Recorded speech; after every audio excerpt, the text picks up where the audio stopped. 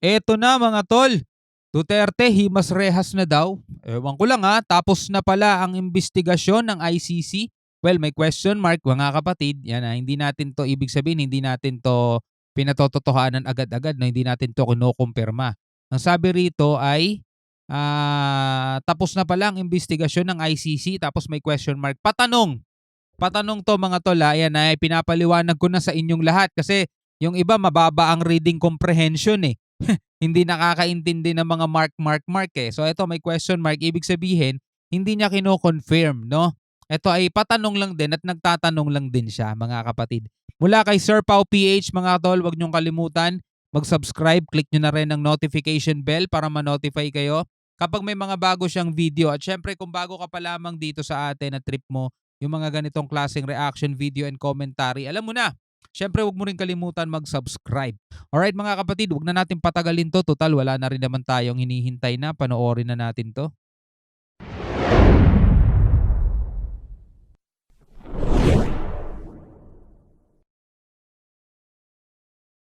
Anong base nyo dyan sa mga ganyang actuations? Ano ba yan? Indication ba yan na mukhang kabado itong mga to sa ICC? Definitely, no?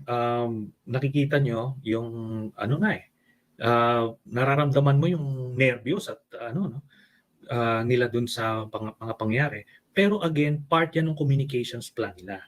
While they may be defending si Duterte, pero nag-aano sila ng sympathy, di ba? Kinakuha nila na parang aping-api si Duterte na ikukulong ng banyaga, ganito. Kaya nga, kailangan ko ibalik. Teka muna, that same person that you are defending is a monster, kako. Libo-libo pinapatay niya na alam. Hello, kumusta? Magandang hapon sa inyong lahat, mga Tindi nung sinabi ni Trillanes, libo-libo pinapatay niyan, mga ganun. Na talagang akala mo meron siya pinangahawakang matinding ebidensya. Hindi natin pinagtatanggol dito mga kapatid si President Duterte, mga tol. Wala naman tayong magagawa kung makukulong talaga siya, di ba? Hindi naman natin siya kamag-anak 'Di ba? Pero ang ano lang sa atin mga tol, gaano magiging fair o patas ang ICC? At ano ang image na maihahatid niyan dito sa Pilipinas mga tol? So tuloy natin 'to mula kay Sir Pau. Ito pala si Sir Pau PH, no? mga kalyado at mga kababayan.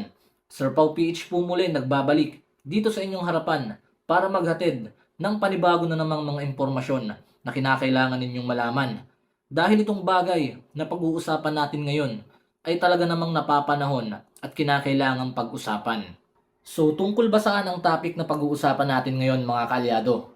Nakita nyo naman sa intro natin na ang topic na tatalakayin or ibabahagi ko sa inyo ay tungkol sa International Criminal Court o yung pagpasok ng ICC sa Pilipinas para imbestigahan ang mga violation against human rights ng administrasyon ni former President Rodrigo Roa Duterte. So eto mga kapatid, no, nabigyan din natin yan ng reaction sa UNTV ata yun na hindi pa daw nakukumpirma ng BI o ng Bureau of Immigration kung nakapasok na no sa ang ICC rito sa Pilipinas. Pero if ever man mga tol na nakapasok ang ICC, ang tanong natin, ito ba'y naaayon sa ating konstitusyon? Ito ba'y naaayon sa ating batas?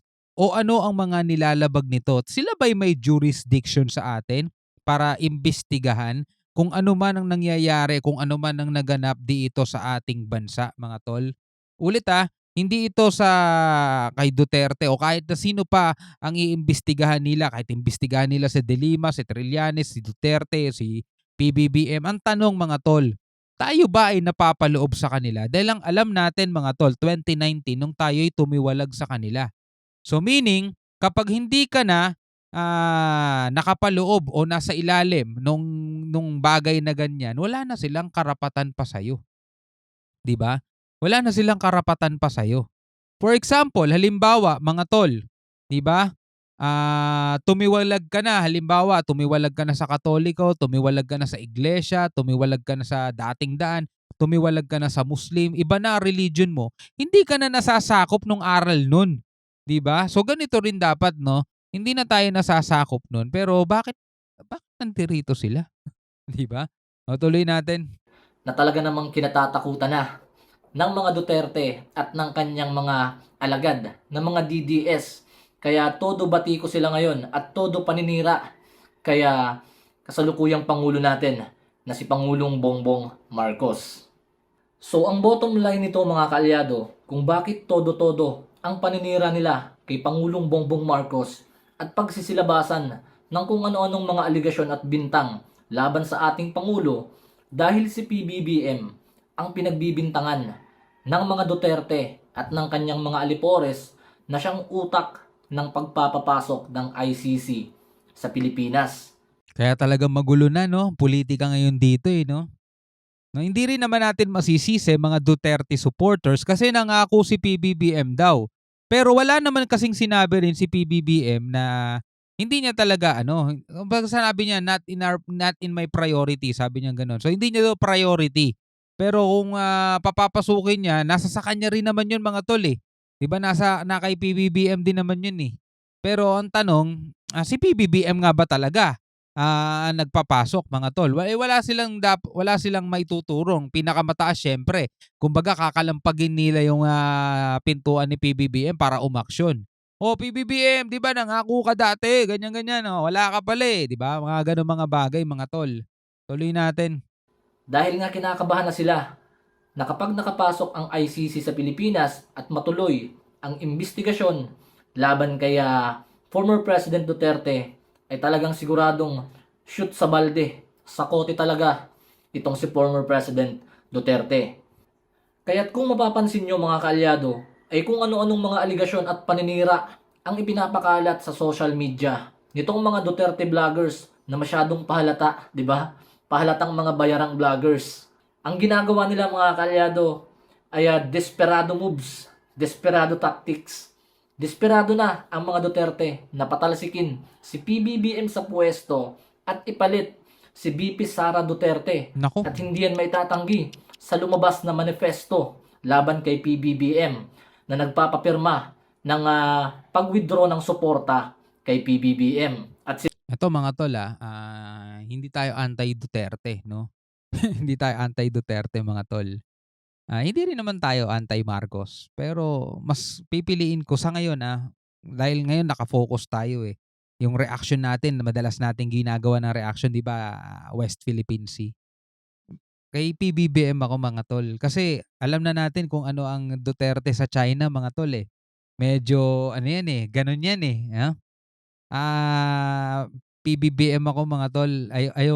Ayoko kung ako tatanungin mga tol ayokong Duterte kasi baka mawalang halaga yung effort na ginagawa ng PCG, ng Navy, ng AFP na paglaban sa China sa patuloy nilang pagkamkam ng ating mga teritoryo, no? So sa madaling salita, ayokong Duterte ang maupo diyan dahil baka maulit na naman yung nakaraan na sunod-sunuran lang tayo sa China. Pero ayoko rin naman pumasok ang ICC rito. Ito para sa akin lang din naman. Kasi unang-una, hindi ako sigurado kung magiging fair sila. Saka kung usapang war on drugs naman, wala naman akong reklamo dun eh. Okay naman sa akin yun mga tol eh. Diba? Kung usapang war on drugs naman eh. Pero ito lang mga tol unang-una kasi dahil pro-Filipino tayo, hindi talaga maganda ang imaheng iahatid natin sa buong mundo. Diba? Unang-una, wala na nga tayong kakayanan para ipaglaban yung ating bansa. Wala pa tayong kakayanan para patakbuhin ng maayos yung batas dito sa Pilipinas, which is medyo may katotohanan, pero wag naman sana tayong umabot sa ganun na talagang kailangan na ata tayo magpasakop sa ibang bansa para talagang gumana yung sistema ng gobyerno natin dito sa Pilipinas. sinasabing ina-acknowledge na nila si VP Sara Duterte as their president. Ngayon, ang tanong mga kaalyado, talaga bang nasa Pilipinas na ang ICC at nagsisimula na ang investigasyon laban kay former President Duterte? Di pa daw kumpirmado. Dito malalaman nyo sa ipapapanood ko sa inyong mga video clip mga kaalyado. Ang video clip na ito mga kaalyado ay galing sa isang podcast. Lately lamang ito ginanap mga kaalyado. Podcast sa pagitan ni Sir Christian Esguerra at ni former Senator Antonio Sani Trillanes. Dito ay masasagot ang ilan sa ating mga katanungan mga kaalyado tungkol sa ICC. At bago ko pa makalimutan mga kalyado, bakit ba napaka-importante o napakahalagang marinig natin ang mga sentimiento ni former Senator Antonio Trillanes? So para sa kalaman ng lahat mga kalyado, ang dating senador na si Antonio Trillanes ang pinakaunang tao o pinakaunang personalidad na nag-file ng case o naglakas ng loob na magsampa ng kaso sa ICC laban kay former President Rodrigo Roa Duterte dahil sa mga extrajudicial killings na naganap sa kanyang war on drugs o laban sa droga noong kanyang administrasyon. So tara, simulan na natin ito mga kalyado. This is a courtesy of Sir Christian Isguera sa kanyang podcast. So mahalagang marinig natin ito dahil itong mapapanood natin is came from the number one enemy of former President Duterte in his Trillanes. administration. So let's go. Okay. Well, yung mga ganyang usapin kasi talagang highly confidential yan, ano? So kailangan maintindihan natin yung ano kasi people's lives would be at stake kung iko-kumpirma yan na nandito sila or kung wala sila. So hindi makakapagtrabaho na maayos yung ICC, no? So siguro maganda nito is let's just work on hypotheticals, no? Ang bottom line naman kasi dito is kung tapos na ba yung investigasyon o malapit na matapos, no? Ako ang aking ano bang uso ngayon, educated guess. Tapos na. At least as far as Mr. Duterte is concerned, no? Tapos na yung investigation. Tapos na yung investigation sa kanya. Ayun lang ang ano ko, ang aking educated guess. Tapos yun na nga, ang susunod na to ay ang application for the warrant. No? So, ang educated guess ni former Senator Sonny Trillanes, tapos na ang investigasyon. 'Di ba? Tapos na. Ibig sabihin, nalaman na nila, nakapag-imbestiga na sila kung ano totoo at ang hinihintay na lang daw, yung sinabi ni former Senator, yung warrant, mga tol. No? Balikan natin yung sinabi niya. Yun lang ang ano ko, ang aking educated guess. Tapos, yun na nga, ang susunod na to ay ang application for the warrant. Application for Pero the warrant. magandang pag-usapan muna natin, Christian, is kasi alam nyo, grabe yung disinformation ng mga ng mga Duterte, no? Ito lang muna ang unahin natin. Meron bang patayan noong mga panahon ni Duterte? Meron. Hindi lang sa Davao, kundi ito sa Pilipinas. Totoo naman talaga mga tol. Ito meron. Napapanood nga natin sa mga balita di ba? Meron talaga. At meron talaga mga collateral kung tawagin mga tol. Pero yun nga yung iniimbestigahan, yung tinatawag nilang extrajudicial.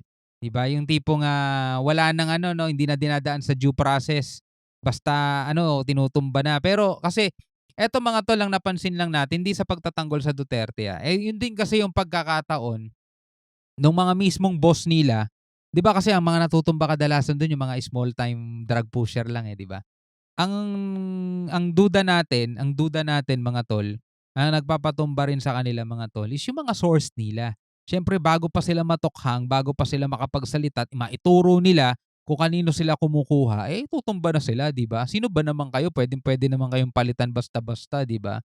Ganon kasi talaga sa mundo nila mga kapatid, di ba? Which is mga kapatid na naging masama din ngayon ang balik sa Duterte admin. Kasi masyadong maboka 'di ba? Masyadong bulgar magsalita si Duterte dati, no? Kaya tuloy lahat ng bintang talaga mapupunta sa kanya dahil nga sobrang siya magbintang Tayo lahat, buhay tayo. Sobrang siya magsalita tayo, pala. Ng mga patayan. Balikan natin. Meron bang patayan noong mga panahon ni Duterte? Hindi lang sa Davao, kundi ito sa Pilipinas. Tayo lahat, buhay tayo noon. Saksing buhay tayo noon ng mga patayan na yun. Di ba pinagmamalaki pa nila noon? Di ba, pagka tinetreting ka, sasabihin, di ka siguro, tokhangin na yan, parang ganon. They were proud. So everybody was aware. Lalo na itong mga maka-Duterte na to. Alam nila, pinagmamalaki nila na accomplishment ni Duterte yan. And ito yung pagkakamali nila Duterte. Inadmit mismo ng PNP ng official documents na may pinatay sila na mahigit 6,000 Pilipino dahil nanlaban daw. Okay? Nanlaban. No? Tapos, Itong nung 2018, December, if I'm not mistaken, naglabas sila ng accomplishment report, nilabas nila na 20,000 mahigit yung napatay nila as a result ng war on drugs. Ginamit yan ng Supreme Court, sinubmit nila yan nung sila ay pinag-explain, no? Sinubmit nila as official documents yan. In fact, pinublish nila yun as accomplishment, 20,000 mahigit. Kung kayo naman si President Marcos Jr., why would you cooperate and surrender sina Duterte sa ICC? Ano yung magiging impact ng politically sa kanya? Marami yun, maraming implications. Yun yung kailangan niyang balabalansihin. Ano ba, magagalit ba yung taong bayan? Pero, on the other hand, pagka nag-issue ng warrant dyan, tapos siya ay nagko-cover pa, tatamaan naman yung kanyang reputation sa international community. Di ba? Malay mo, may makaakibat na mga trade concessions, kung ano man. At bakit nga naman din niya, at the end of the day, bakit nga naman niya poproteksyonan itong si Mr. Duterte na nananawagan ng ouster? Di ba? Civil disobedience, withdrawal of support, coup d'etat. Bakit niya susuportahan that very same person na gusto siyang patalsikin? Di ba? Babala-balansihin ni narinig natin yan mula kay former Senator Trillanes, ang Duterte daw ay gustong patalsikin si PBBM, mga tol. So, hindi natin yan pinatutunayan at kinukumpirma, mga tol. Tayo ay nakikinig lamang, no? So, tuloy natin, mga tol. person na gusto siyang patalsikin, di ba? Babala-balansihin ni President Marcos yan at the proper time. Kasi yung mga ganyan, political wins na cheap. So, kung the political wins are favorable at the time of the issuance of the warrant, to surrender him, baka gano'n na mangyari. If not, baka hindi muna. So maraming permutations. Ang claim ng iba, including itong si former human rights lawyer turned rabid Duterte defender, magkakagulo raw pag nangyari yan. Pag pinaaresto ng Marcos administration o nag-cooperate sila in case maglabas ng arrest warrant against Duterte. Do you agree? Magkakagulo? Yan yung kanilang narrative, no? Yan. Hindi, malamang totoo yun, mga tol. Kasi alam naman natin kung gaano katindi at kalakas, no, ang suporta ng mga Pilipino sa Duterte family o sa Duterte, mga tol. Hindi naman makakaila natin na hanggang ngayon malakas pa rin ang suporta ng mga tao sa Duterte. Nito nga lang nakaraang eleksyon, mga tol, di ba? Mas mataas pa nga yung boto ni VP Sara kaysa kay PBBM, di ba? Yan yung, kumbaga, drum beating, no? O nila parang they're threatening. Kaso, personally, I believe it's a bluff, no? I don't think people will go out in the streets para lulupasay para kay Mr. Duterte. Di natin alam. Di natin alam yan, mga tol. No? Ang pamilya nagkakasira dahil dyan. Dito pa kaya, no? Hindi natin alam yan, mga kapatid, no? So, tuloy natin. Hindi, kasi at the end of the day, ano pong ginawa nitong mama nito sa Pilipinas? Umasenso ba kayo dito sa 6 na taon ni Mr. Duterte o mas humirap yung buhay? Tatandaan nila nung panahon ng pandemic kung paano pinahirapan, paano minishandle ni Duterte yung ating ekonomiya at ganong hirap ng buhay noon. Yun ang binigay. Ito na lang jeepney modernization na ito na pinoproblema ng mga jeepney drivers. Kaninong brainchild yan? Kay Duterte yan. Bakit? Kasi ang laki ng kita eh. Yung contact nila ng mga contractors, 1 million per unit ng jeep ang kikitain nila. Talagang nagkukumahog sila. Yan yung mga sample dyan. Ilan pa yung pinapatay, di ba? Ganon yung profile ng mga may ingay ngayon sa social media. But by and large, the Filipino has moved on. And in fact, we've been doing surveys the past few quarters about this very question tungkol sa ICC. So kung anong opinion ano yung tanong specifically? Na kung sakaling ipa-aresto, magagalit sila? Parang gano'n? Oo. Andito eh. So, sa totoo, marami din naman talaga naging sablay si Duterte, mga tolo. Katulad halimbawa nung nakaraang pandemic, sablay na yung DOH secretary nun eh. Ang dami na nagsasabing pagbitiwin na yun, palitan na, pero ayaw ni Duterte, di ba? So isa yun sa mga sablay niya.